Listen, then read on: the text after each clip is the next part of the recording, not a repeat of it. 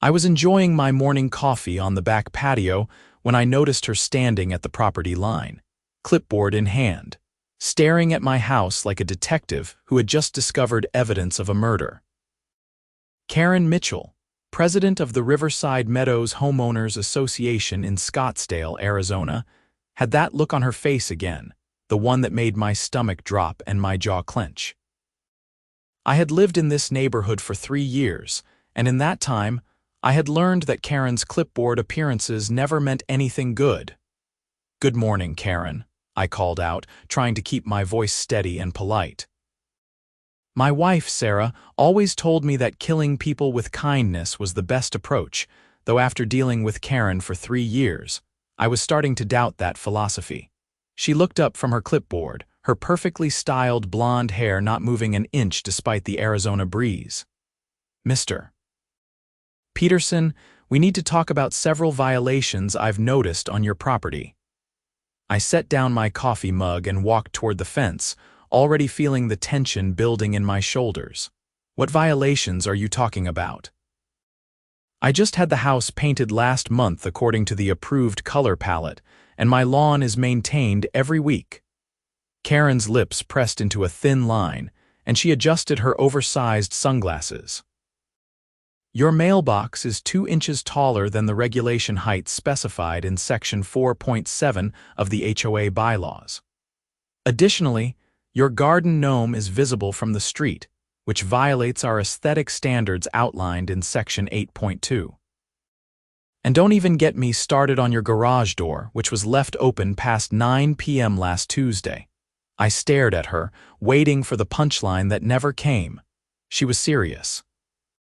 Completely, utterly serious about a mailbox being 2 inches too tall and a garden gnome that my daughter had placed near the front flower bed as a birthday present. "Karen, you cannot be serious right now. 2 inches. And that gnome is barely visible unless someone is specifically looking for it." As for the garage door, I was unloading groceries. It was open for maybe 15 minutes. She clicked her pen with the authority of someone who believed they wielded actual governmental power. "The rules are the rules, Mr. Peterson. I've documented these violations, and you'll be receiving a formal notice in the mail. You have 14 days to correct these issues, or you'll face fines starting at $200 per violation per day. $600 a day for a mailbox, a gnome, and a garage door incident that happened once." My voice rose despite my efforts to remain calm. "This is absolutely ridiculous. You're harassing me at this point." Karen's expression hardened. "I'm doing my job as HOA president, which is to maintain the property values and aesthetic standards of this community. If you have a problem with the rules, you should have read them more carefully before purchasing your home here." She turned and walked away, her designer heels clicking against the sidewalk with each step. I stood there, gripping the fence post, feeling my heart racing with frustration. This was not the first time Karen had targeted me with absurd complaints, but it was definitely the most ridiculous. Over the past year, she had sent me notices about my holiday decorations being up one day past the allowed date, about an oil stain on my driveway that was barely visible, and about my son's basketball hoop being 6 inches over the property line. I walked back inside where Sarah was making breakfast for our 2 kids.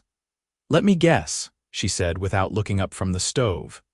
"Karen, she's claiming our mailbox is 2 inches too tall, that Emma's garden gnome is an aesthetic violation, and that I left the garage open too long last week." Sarah turned around, spatula in hand, her expression a mixture of sympathy and exasperation. "Honey, at some point you need to just ignore her. She thrives on getting reactions from people. I can't ignore her when she's threatening $600 a day in fines. That's $7,200 in 12 days if I don't comply. That's insane. That's not legal." My daughter Emma, who was 8 years old, looked up from her cereal. "Is Miss Karen mad about Mr. Whiskers?" That was what she had named the garden gnome, a cheerful little ceramic figure with a white beard and a red hat. "Yeah, sweetheart, but don't worry, we'll figure it out." Emma's face fell. But I love Mr. Whiskers. He makes me happy when I come home from school. My son Tyler, who was 12 and usually glued to his phone, actually looked up. Dad, why does she hate us so much? None of my friends' neighborhoods have HOAs this crazy. It was a good question, one I had asked myself many times. I had tried to be a model homeowner. I paid my HOA dues on time every month, kept my property immaculate, and even volunteered for the neighborhood cleanup day twice a year. But nothing seemed to satisfy Karen Mitchell. She had made it her personal mission to find fault with everything I did, and I was tired of being her target. The formal notice arrived 3 days later, just as Karen had promised. It was a thick envelope containing 3 separate violation notices, each printed on official HOA letterhead with Karen's signature at the bottom. The language was formal and threatening, citing specific bylaw sections and outlining the escalating fine structure. I read through each page, my anger building with every word. But there was something else in the envelope, something that made my blood run cold. It was a notice that Karen had scheduled a hearing with the HOA board to discuss my pattern of violations and disregard for community standards. The hearing was set for 2 weeks from that day, and it stated that the board would be considering additional sanctions, potentially including a lien on my property. A lien on my property for a mailbox and a garden gnome. I called my neighbor, Marcus Chen, who lived 3 houses down and had served on the HOA board before Karen took over as president. Marcus was a retired attorney who had seen Karen's transformation from a somewhat overzealous board member to what he called a petty tyrant. "She's completely out of control," Marcus said when I explained the situation. "Listen, I've seen her pull this kind of thing before. She did something similar to the Johnsons last year over their fence stain color. They eventually moved because they couldn't deal with the constant harassment. I'm not moving. This is my home. My kids go to school here, Sarah has her job nearby, and we've built a life in this neighborhood. I'm not letting some power-hungry HOA president drive me out." Marcus was quiet for a moment. "Then you need to fight back, but you need to be smart about it. Document everything. Every interaction, every notice, every violation she claims, and start looking into the bylaws yourself. I guarantee you'll find that she's not following proper procedures." I spent that evening in my home office, reading through the entire HOA bylaws document.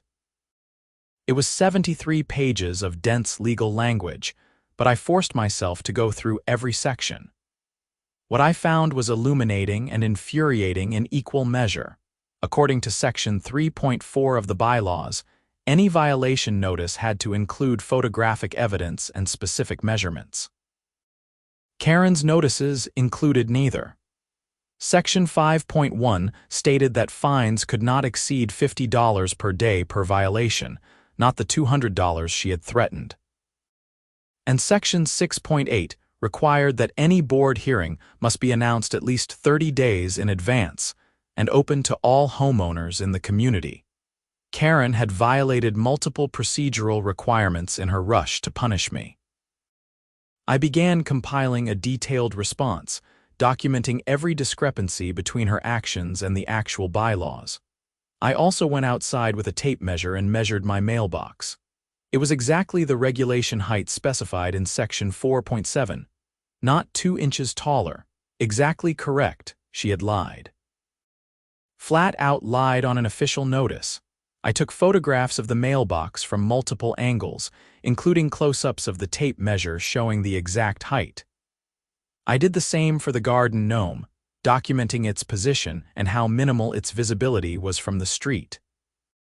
I even checked my garage security camera footage and found that the garage door had been open for exactly 12 minutes on the night in question, during which time I could clearly be seen unloading groceries. Armed with this evidence, I drafted a formal response to the HOA board, copying Marcus on the email before I sent it. His reply came back within an hour. "This is excellent. You've documented her procedural violations and proven that her initial claims were false. Send this to every board member individually, not just to Karen. They need to see what she's doing. I sent the email to all 5 board members that evening. The responses started coming in the next morning. 2 board members, Jessica Williams and Tom Rodriguez, both thanked me for the detailed information and expressed concern about the procedural issues. 1 board member, Patricia Hoffman, didn't respond at all.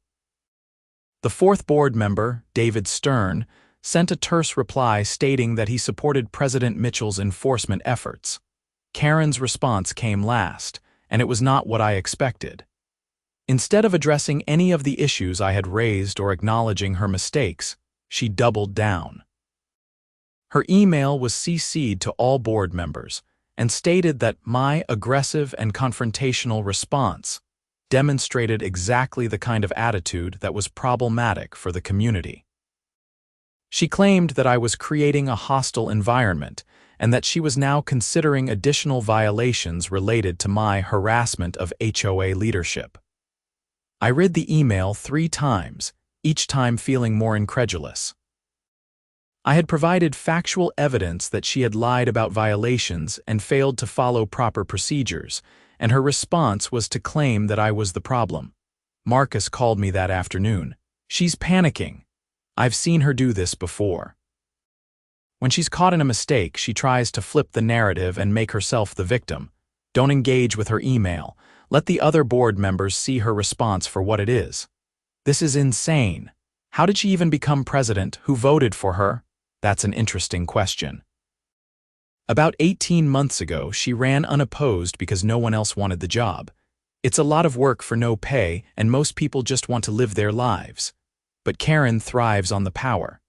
She's retired, her kids are grown and gone, and her husband travels for work constantly. The HOA is her entire identity. The board hearing happened exactly 2 weeks after I received the notices, despite the bylaw requirement for 30 days' notice. Only 15 homeowners showed up, out of a community of 143 homes. Karen sat at the head of the table in the community clubhouse, flanked by the other board members. She called the meeting to order with a sharp rap of her gavel. We're here to discuss the ongoing violations at 2847 Riverside Drive, the property owned by Mr. James Peterson. Mr. Peterson, you have 10 minutes to address the board. I stood up, holding my folder of evidence. I'd like to start by pointing out that this hearing violates Section 6.8 of our bylaws, which requires 30 days' notice. This hearing was scheduled with only 14 days' notice. Karen's expression didn't change. The board has the discretion to expedite hearings in cases of ongoing violations.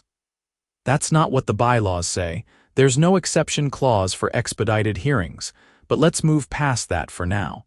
I'd like to address the actual violations you've claimed. I pulled out my photographs and measurements. You stated that my mailbox is 2 inches taller than regulation height. I measured it myself, and as you can see from these photographs, it's exactly the correct height. Not 2 inches taller, exactly correct. I passed copies of the photographs to each board member. Jessica Williams studied them carefully, while Tom Rodriguez nodded slowly. Patricia Hoffman barely glanced at them, and David Stern set them aside without looking. Furthermore, I continued, your violation notices don't include any photographic evidence or specific measurements, which Section 3.4 requires for all violation notices. You also threatened fines of $200 per violation per day, when Section 5.1 clearly caps fines at $50 per day. Karen's jaw tightened. Mr. Peterson, these technicalities don't change the fact that you have repeatedly violated community standards. Your attitude toward this board has been hostile and uncooperative. Hostile. I provided factual evidence that your claims were false. How is that hostile? You've sent aggressive emails and made accusations against HOA leadership. I pointed out that you violated proper procedures and made false claims in official notices. Those are facts, not accusations. The room was silent for a moment. Then Jessica Williams spoke up. Karen, I have to say, looking at this evidence, it does appear that Mr. Peterson's mailbox is the correct height. And he's right about the 30-day notice requirement. We should have waited longer before holding this hearing. Karen turned to Jessica with an expression that could freeze fire. Are you suggesting that we simply allow violations to continue while we wait out procedural timelines? I'm suggesting that we need to follow our own rules, and I'm questioning whether there actually are any violations here. Tom Rodriguez cleared his throat.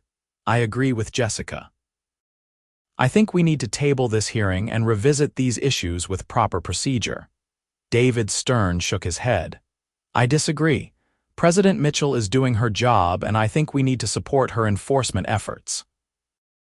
Property values in this community have increased since she took a stricter approach to standards. Patricia Hoffman finally spoke, her voice barely above a whisper. I think we should vote on whether to proceed with sanctions.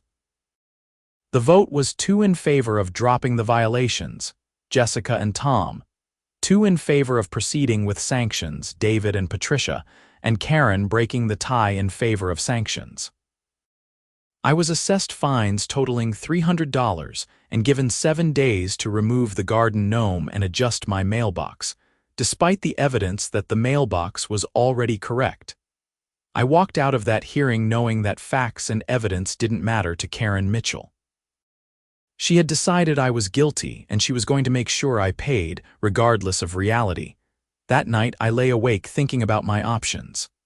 I could comply, remove Emma's beloved garden gnome, and somehow adjust a mailbox that was already the correct height, or I could fight back. The next morning, I made a decision. If Karen wanted to play with official complaints and regulations, I could do the same. I spent 3 hours walking through the neighborhood with my camera and a copy of the HOA bylaws, documenting every single violation I could find. What I discovered was enlightening. At least 30 properties had violations equal to or more significant than anything Karen had claimed about my property.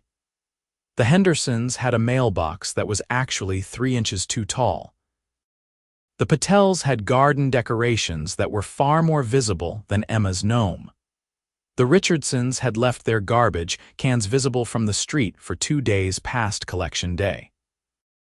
And most interesting of all, Karen Mitchell herself had a wreath on her front door that exceeded the size limitations specified in Section 8.4 by at least 6 inches in diameter.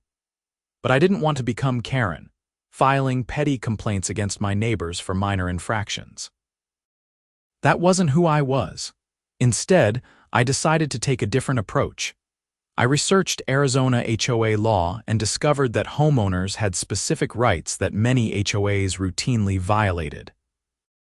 I found that Arizona Revised Statutes Section 33 to 1803 required HOAs to provide certain disclosures and follow specific procedures for enforcement actions.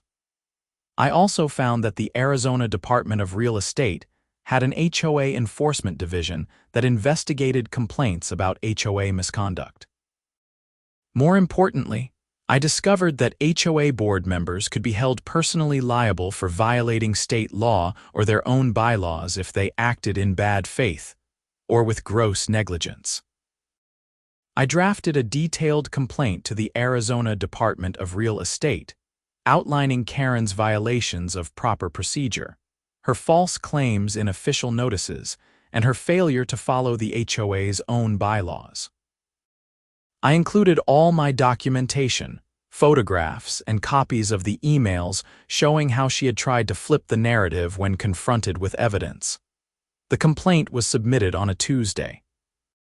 I also sent a certified letter to Karen and each board member, informing them that I had filed the complaint and that I would be seeking reimbursement for any fines imposed as a result of the invalid violations. Karen's response was immediate and explosive. She called an emergency board meeting for that Friday, stating that I had attacked the HOA leadership and that the board needed to consider legal action against me for harassment and defamation. The emergency meeting notice went out to all homeowners, and this time, more people showed up. Word had spread through the neighborhood about what was happening, and many homeowners were starting to realize that Karen's enforcement actions weren't limited to just me. At the meeting, Karen stood at the front of the room, her face flushed with anger. Mr.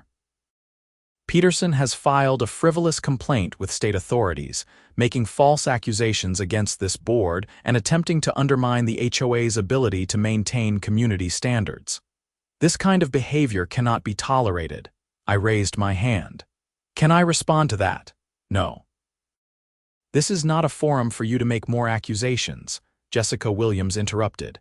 Karen, he has a right to speak. This meeting is about him. Karen glared at Jessica but nodded curtly. Fine, 5 minutes. I stood up and I could feel the eyes of 40 or 50 homeowners on me. Everything I included in my complaint to the state is documented and factual. President Mitchell issued violation notices that didn't comply with our bylaws, made false claims about my property, threatened illegal fine amounts, and held a hearing without proper notice. When I provided evidence that her claims were false, she accused me of being hostile and aggressive. I filed the complaint because I believe the HOA leadership needs to follow the same rules they expect us to follow. An older woman in the back raised her hand. I received a violation notice last month about my porch light being the wrong color temperature. Is that even in the bylaws? A man near the front spoke up.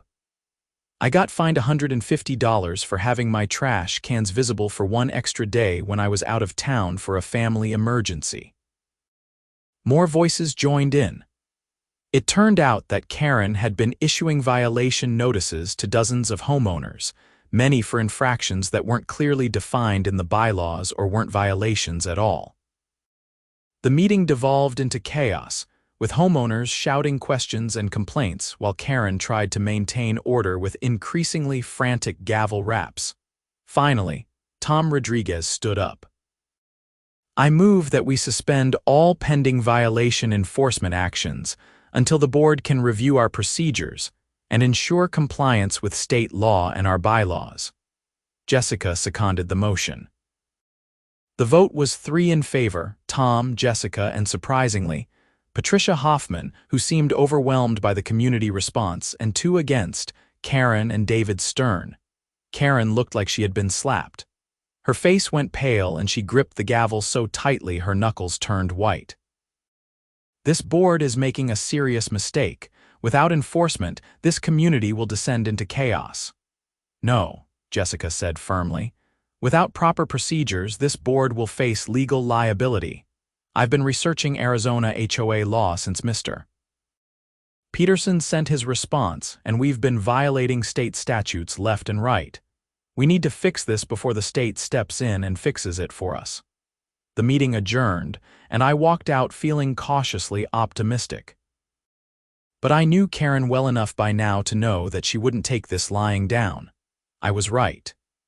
2 days later, I received a notice that Karen had filed a complaint with the Scottsdale Code Enforcement Division, claiming that my property violated multiple city codes.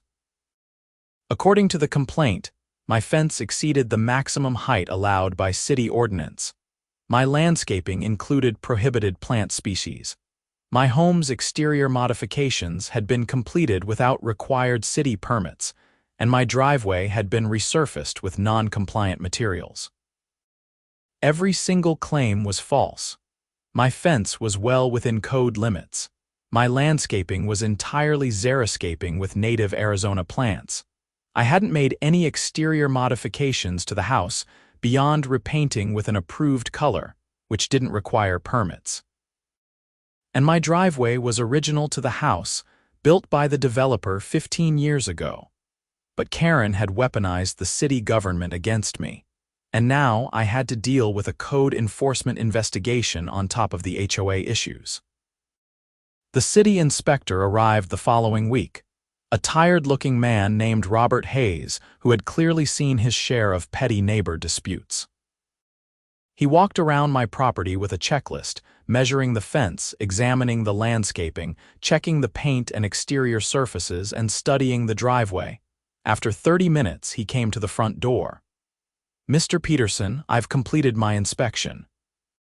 I need you to know that every single item in the complaint filed by Mrs. Mitchell is without merit. Your fence is 4 feet, 8 inches tall, well under the 6-foot maximum. Your landscaping consists entirely of compliant native species. I see no unpermitted modifications to the structure. And your driveway is original construction, which is grandfathered under current code even if it weren't compliant, which it is. Relief washed over me. So there are no violations, none whatsoever. In fact, your property is one of the better maintained homes I've inspected this month. I'm going to file my report stating that all complaints are baseless. I'm also going to note in my report that this appears to be a case of harassment rather than legitimate code concerns. Can I get a copy of that report? Absolutely. It's public record. You should have access to it within a few days. After Inspector Hayes left, I sat on my front steps and let myself feel angry. Karen had tried to use city government to harass me, filing false complaints that wasted city resources and could have resulted in real fines and problems if the inspector had been less thorough or less honest. This had gone too far. Way too far. I called Marcus again. She filed false complaints with the city. The inspector found everything baseless. Marcus let out a long breath. That's actually good news for you, but it's very bad news for Karen. Filing false complaints with government agencies can have serious consequences. You need to document this as part of your state complaint. I updated my complaint to the Arizona Department of Real Estate, including the city inspector's visit and findings. I also filed a separate complaint with the Scottsdale City Attorney's Office, outlining Karen's abuse of the code enforcement system. 3 weeks passed. During that time, the neighborhood remained relatively quiet. Karen seemed to have retreated, and I heard from other homeowners that she had stopped issuing violation notices altogether. Jessica Williams called me to say that the board was working with an attorney to revise their enforcement procedures and ensure compliance with state law. Then I received a letter from the Arizona Department of Real Estate. They were opening a formal investigation into the Riverside Meadows HOA and requesting that I provide testimony and documentation. They were also requesting that all board members and the HOA's management company, if any, preserve all records related to enforcement actions over the past 2 years. The investigation took months.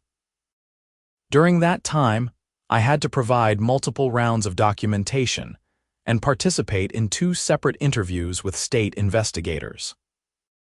I learned that several other homeowners had also filed complaints about Karen's enforcement actions, and the state was looking into a pattern of procedural violations and harassment. The HOA board held a special election for a new president. Karen ran again, but this time she had opposition. Jessica Williams and Tom Rodriguez both ran, along with 2 other homeowners who had been targeted by Karen's enforcement actions. The vote wasn't even close. Jessica won with 68% of the vote. Karen came in dead last. At the next board meeting, with Jessica as the new president, the board voted unanimously to rescind all pending fines and violation notices issued during Karen's tenure, and to refund any money paid for violations that were later found to be improper. They also voted to implement new enforcement procedures that included mandatory photographic evidence, proper notice periods, and an appeal process.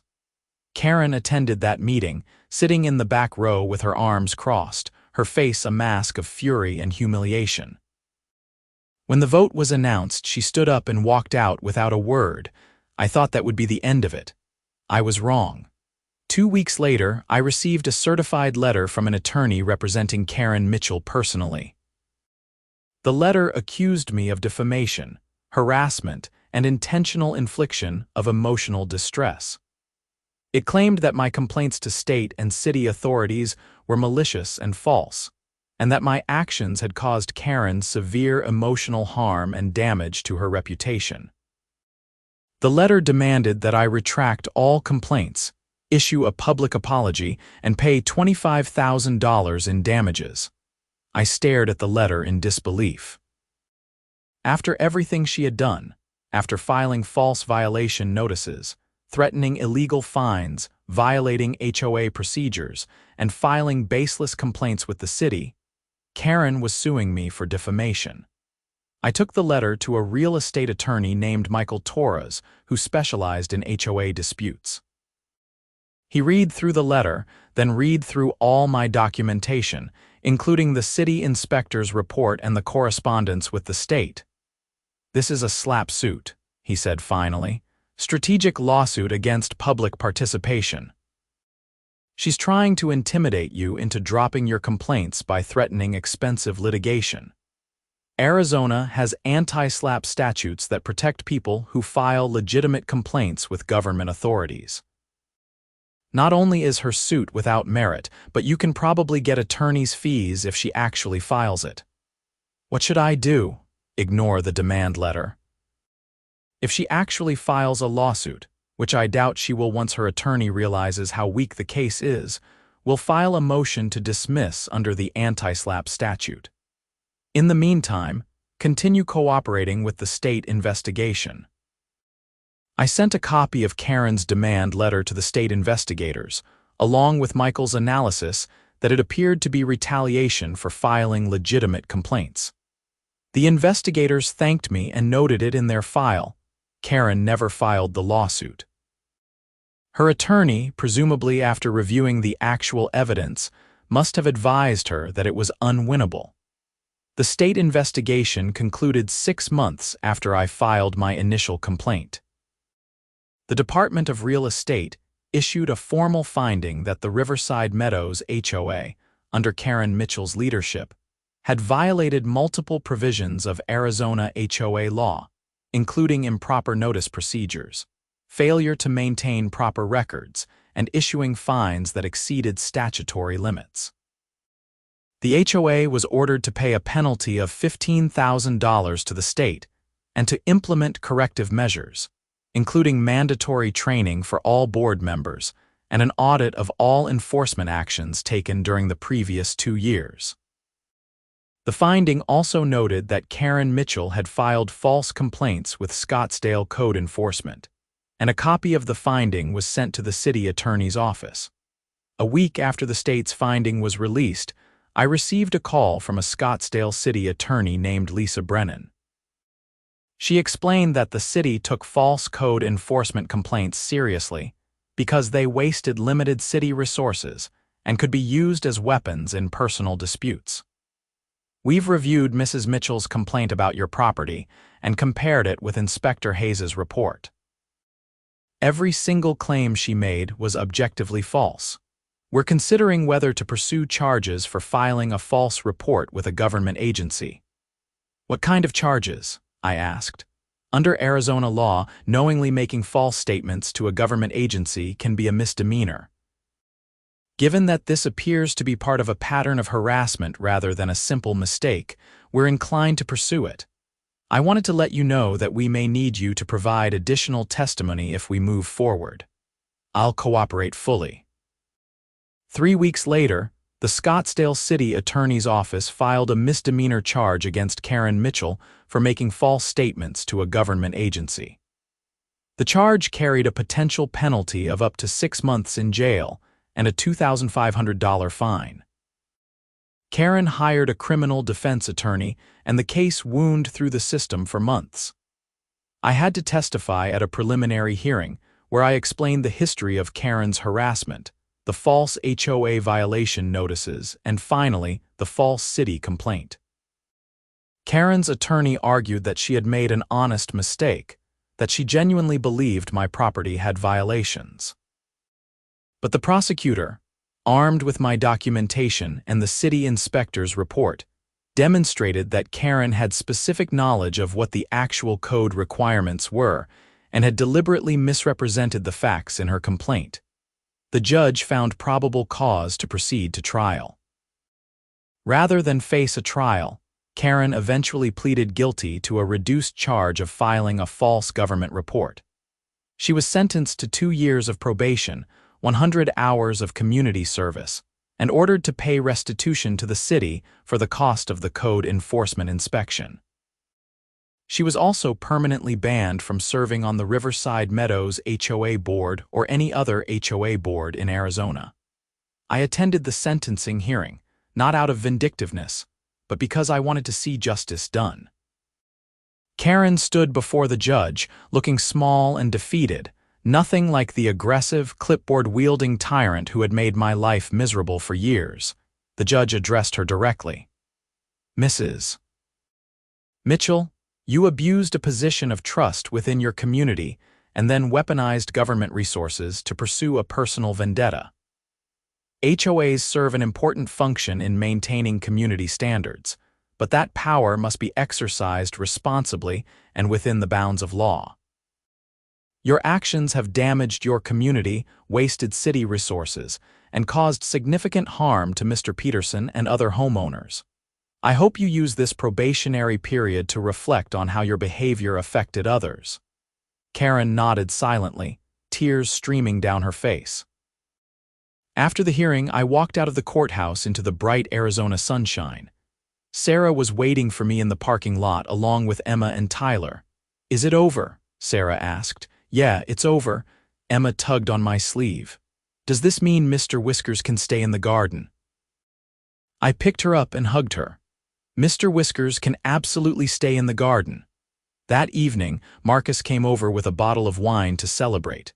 We sat on my back patio, the same place where this had all started with Karen standing at the property line with her clipboard. "You know what the crazy thing is?" I said, looking out at my yard. "All of this, the complaints, the investigations, the hearing, the criminal case, it was all because I wanted justice. I wanted someone in authority to recognize that what she was doing was wrong and hold her accountable. I never wanted to destroy her life or get her arrested. I just wanted her to stop." Marcus swirled his wine. "You didn't destroy her life. She destroyed it herself. You just made sure there were consequences for her actions. That's not vindictive, that's justice." "I know. But it still feels heavy sometimes. Seeing her in that courtroom, crying, pleading guilty, that's someone's life falling apart. A life she chose. She made the decision to file false violation notices. She made the decision to violate HOA procedures. She made the decision to file a false complaint with the city. Those were all choices. You just made sure those choices had consequences." The next day, I received a letter from the HOA board. Inside was a check refunding all the fines I had paid during Karen's tenure, along with a formal apology signed by Jessica Williams and every current board member. The letter also informed me that the board had voted to eliminate several of the more restrictive and arbitrary rules that Karen had either enforced or implemented. The following weekend was the neighborhood summer barbecue, an annual event that I usually enjoyed. This year, though, I was nervous about attending. I knew that some homeowners blamed me for the chaos and publicity that the Karen situation had brought to the neighborhood. But when Sarah and I arrived with the kids, carrying our contribution of potato salad and cookies, the reception was overwhelmingly positive. Multiple neighbors came up to thank me for standing up to Karen. Several shared their own stories of harassment and unreasonable enforcement actions.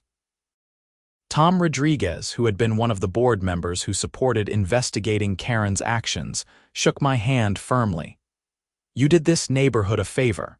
Karen was driving people away. The Johnsons moved specifically because of her, and I know 2 other families who were considering it. We needed someone to stand up to her." Patricia Hoffman, the board member who had been mostly silent through everything, approached me hesitantly. "Mr. Peterson, I owe you an apology. I knew what Karen was doing was wrong, but I was too afraid to speak up. She had a way of making you feel like you were the problem if you questioned her. I should have been braver."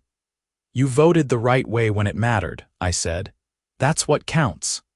As the evening went on, I found myself relaxing and actually enjoying the company of my neighbors. Emmer ran around with other kids from the neighborhood, and Tyler played basketball with some of his friends. Sarah laughed and chatted with other parents. It felt normal again. It felt like a community. Later, as the sun was setting and people were starting to pack up, Jessica Williams approached me. She had been an excellent HOA president, implementing reasonable policies and treating homeowners with respect. "I wanted to give you an update," she said. The audit that the state required turned up some concerning financial irregularities during Karen's tenure. Nothing huge, but about $8,000 in HOA funds that were spent on things that weren't properly documented or authorized. What kind of things? A lot of it was enforcement-related. She hired a private company to do property inspections, but the invoices are vague and the company may not have been legitimate.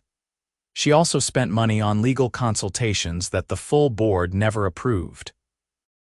"We're working with a forensic accountant to track everything down. Are you going to pursue it?" "We're still deciding. The board wants to focus on moving forward rather than staying mired in Karen's mess. But if the accountant finds evidence of actual fraud or embezzlement, we'll have to report it." I thought about that for a moment. Do what's right for the HOA. I'm not interested in revenge. I just wanted the harassment to stop and for there to be consequences for what she did. Jessica smiled. "That's what I told the rest of the board you'd say. You're a good man, James. This neighborhood is lucky to have you." Over the following months, life gradually returned to normal. I focused on my work as a software engineer, spent time with my family, and enjoyed my home without the constant stress of wondering what violation notice would arrive next. Emma's garden gnome remained in place, cheerfully greeting us every time we came home. My mailbox stayed exactly the regulation height that it had always been. The HOA board implemented the new procedures and policies that had been developed with the help of an attorney who specialized in HOA law. Enforcement actions still happened when necessary. People who left trash cans out for days or failed to maintain their landscaping still received notices. But the process was fair, transparent, and followed proper procedures. I heard through the neighborhood grapevine that Karen and her husband had put their house on the market. Whether that was because of the legal consequences she faced, the financial strain of attorneys' fees, or simply the shame of what had happened, I didn't know. A part of me felt sympathy for her, despite everything. She was clearly someone who had found purpose and identity in the wrong place and had let that warp her judgment and behavior. 6 months after Karen's sentencing, her house sold. I never saw her again after the courthouse, and I was okay with that. Some stories don't need neat reconciliation scenes. Sometimes people just move on with their lives, carrying their lessons and consequences with them. One evening, almost a year after that first morning when I had seen Karen at my property line with her clipboard, I was again enjoying coffee on my back patio. The Arizona sunset painted the sky in brilliant oranges and purples. Sarah came out and sat next to me, resting her head on my shoulder. "You know what I've been thinking about," she said. "What's that?" "How close we came to just accepting it. How many times we talked about just giving in to Karen's demands because fighting back seemed too hard and too risky. What if you had just moved the mailbox and gotten rid of Emma's gnome and accepted the fines? We'd probably be planning our own move right now, just like the Johnsons, or we'd still be living in constant fear of the next violation notice. Instead, you fought back. And yeah, it was stressful and it took time and energy and it probably cost us some money in attorney consultations. But you were right. You wanted justice and you pursued it through legitimate channels. You documented everything, you followed the law, you filed proper complaints with appropriate authorities. You didn't slash her tires or vandalize her property or do anything vindictive. You just insisted on accountability. I thought about the journey we had been on. The initial disbelief at Karen's unreasonable demands, the frustration of dealing with false violation notices, the determination to gather evidence and fight back properly, the anxiety of dealing with city inspectors and state investigators, the vindication when officials found Karen's claims baseless, the satisfaction of seeing her held accountable through the legal system. "You know what the craziest part is?" I said. All of this could have been avoided if she had just followed the rules herself. If she had measured my mailbox before filing a complaint, she would have known it was the correct height. If she had followed proper procedures, included photographic evidence, and given proper notice, I might not have looked so closely at everything. She brought all of this on herself by being sloppy and vindictive. Tyler came outside, interrupting our conversation. "Dad, I'm doing a project for civics class about citizen rights and civic engagement. Can I interview you about the whole HOA thing?" I smiled. "Sure, buddy." "What do you want to know?" My teacher said that part of being a good citizen is holding people in authority accountable when they abuse their power. "Is that what you did?" It was a perceptive question from a 12-year-old. "Yeah, I think that's exactly what I did." Karen had authority as HOA president and she abused it. I used the tools available to me, filing complaints with the appropriate authorities to hold her accountable. But wasn't it scary? I mean, she was trying to fine us thousands of dollars, and she filed complaints about our house with the city. It was scary. There were times when I didn't know if I was doing the right thing or if I was just making everything worse, but I had evidence on my side. I had measurements and photographs and documentation, and I had the law on my side. That made it less scary. Tyler nodded thoughtfully. "I think what you did was cool. A lot of adults just complain about stuff but don't actually do anything." After Tyler went back inside, Sarah squeezed my hand. "He's right, you know. You could have just complained to me and Marcus and other neighbors about how unfair Karen was. Instead, you actually did something." The following week, I received a final letter from the Arizona Department of Real Estate. Their investigation had concluded, and they were closing my case file.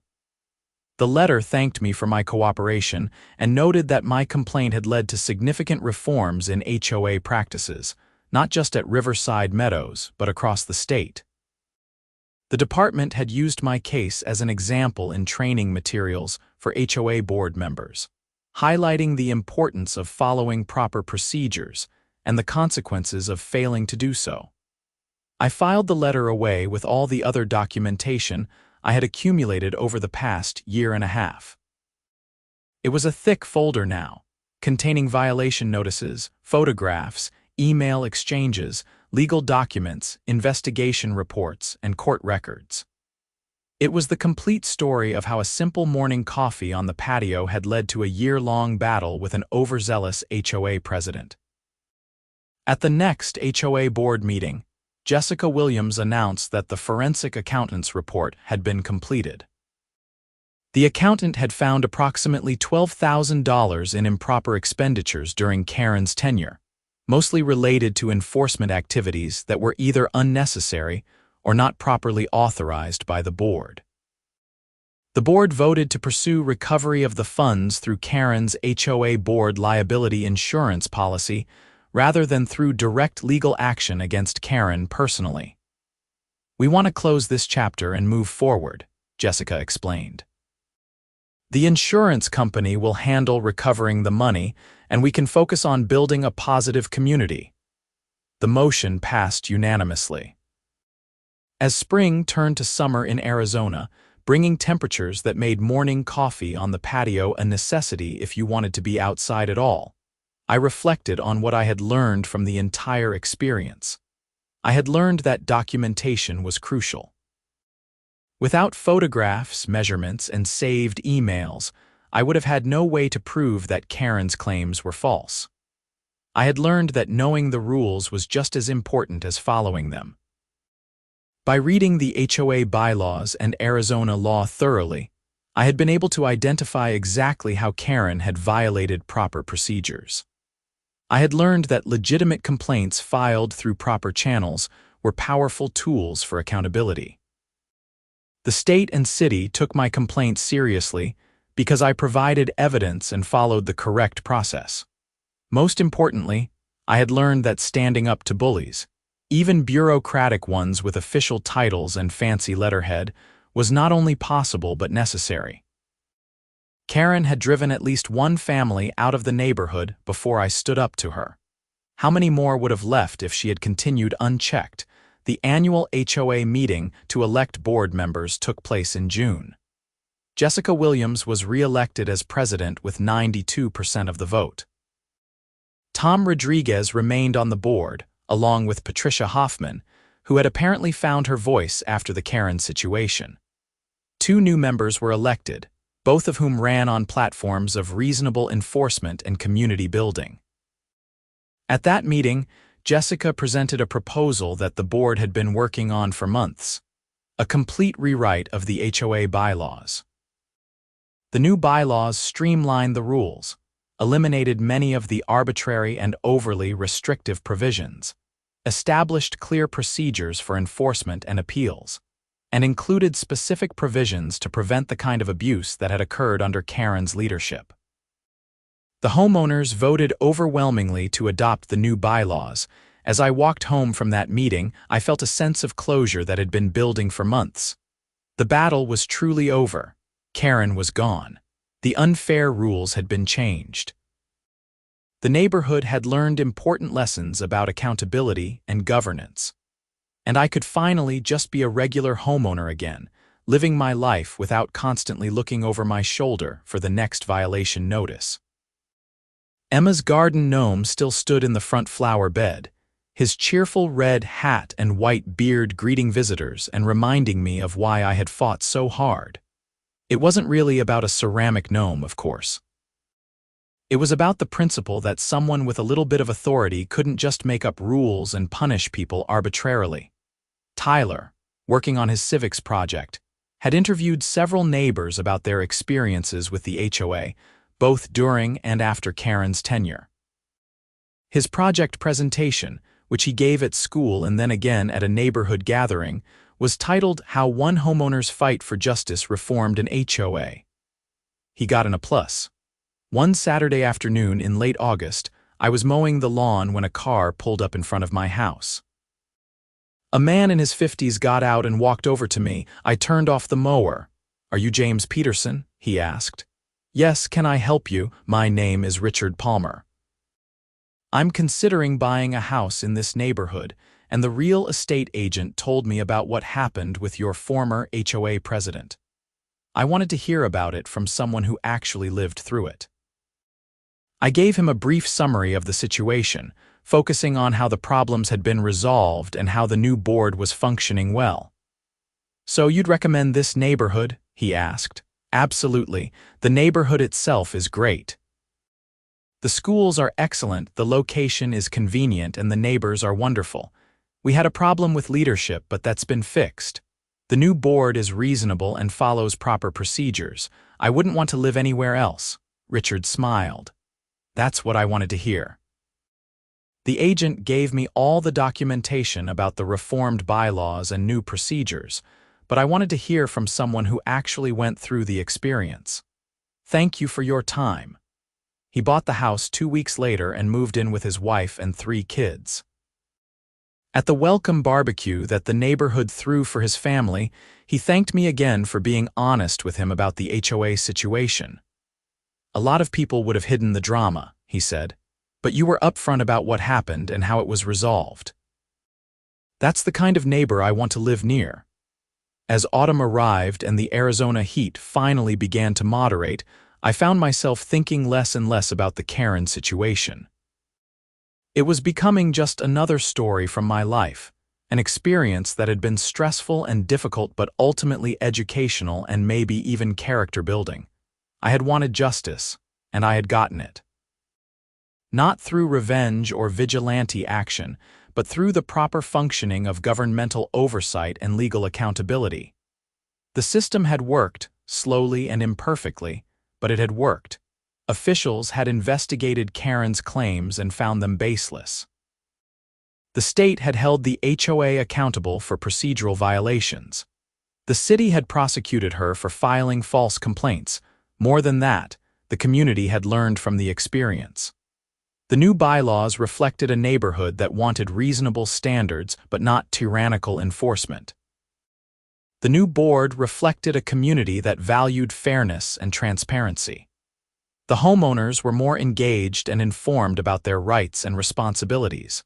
Sometimes I wondered what Karen was doing now, where she had moved, whether she had learned anything from the experience. But mostly I didn't think about her at all. She was a chapter in my life that had closed, and I was content to leave it that way.